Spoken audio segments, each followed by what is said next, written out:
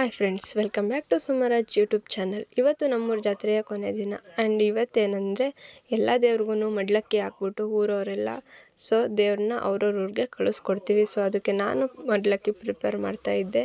ಹೂವು, ಹಣ್ಣು, ಬಾಳೆಹಣ್ಣು, ಮಡ್ಲಕ್ಕಿನ ರೆಡಿ ಮಾಡಿಕೊಂಡೆ. ನಾನು ಮಡ್ಲಕ್ಕಿ ತಗೊಂಡು ಅಮ್ಮ ನಾನು ದೇವಸ್ಥಾನದ ಹತ್ರ ಹೋಗ್ತಾ ಇದ್ದೀವಿ. ಇದು ನಮ್ಮೂರ ದೇವರು ನೋಡಿ.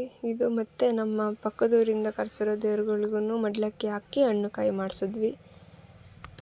ಈಗಾಗಲೇ ಸಂಜೆ ಆಗಿದೆ. ಒಳಗಡೆ ಕೂರ್ತಿದ್ದ ಎಲ್ಲ ದೇವ್ರನ್ನೂ ಹೊರಗಡೆ ಕರ್ಕೊಬಂದು ಕೂರಿಸಿ ಅಲ್ಲಿ ಪೂಜೆ ಮಾಡಿ ದೇವ್ರನ್ನೂ ಹೊರಡಿಸ್ತಿದ್ದಾರೆ.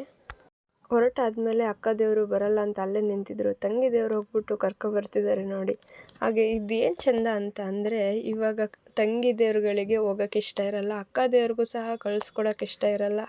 ಆದರೆ ಅವು ಯಾವ ಥರ ಕಳಿಸ್ಕೊಡ್ತಾರೆ ಅಂತ ನೋಡೋದೇ ಒಂಥರ ಚಂದ. ನೋಡಿ ಹೇಗೆ ಆಡ್ತಿದ್ದಾವೆ ಅಂತ.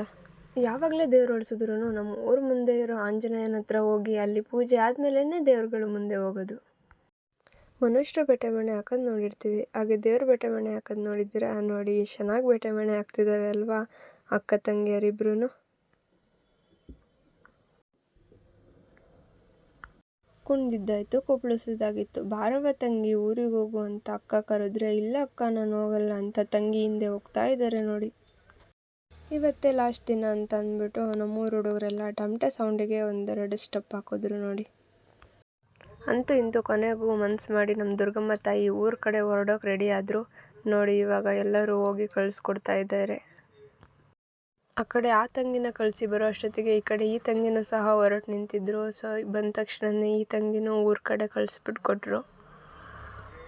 ಎಲ್ಲ ದೇವ್ರನ್ನ ಕಳಿಸ್ಕೊಟ್ಟಾದ್ಮೇಲೆ ತಾಯಿನೂ ಕರ್ಕೊಬಂದು ತನ್ನ ಸನ್ನಿಧಿಲಿ ಕೂರಿಸ್ತಾರೆ. ಇದಾಗಿತ್ತು ನಮ್ಮೂರ ಜಾತ್ರೆಯ ವೀಡಿಯೋಸ್. ಈ ವಿಡಿಯೋ ನಿಮಗೆ ಇಷ್ಟ ಆಗಿದ್ರೆ ಲೈಕ್, ಶೇರ್ ಆ್ಯಂಡ್ ಕಮೆಂಟ್ ಮಾಡಿ. ಹಾಗೆ ಸಬ್ಸ್ಕ್ರೈಬ್ ಮಾಡೋದನ್ನ ಮಾತ್ರ ಮಾಡಿಬೇಡಿ. ಪಾರ್ಟ್ 1 ಪಾರ್ಟ್ 2 ಸಹ ಇದೆ, ಅಲ್ಲೂ ಹೋಗಿ ನೋಡಿ, ಲೈಕ್ ಮಾಡಿ. ಮತ್ತೆ ಸಿಗೋಣ ನೆಕ್ಸ್ಟ್ ವಿಡಿಯೋದಲ್ಲಿ. ಅಲ್ಲಿವರೆಗೂ ಬಾಯ್.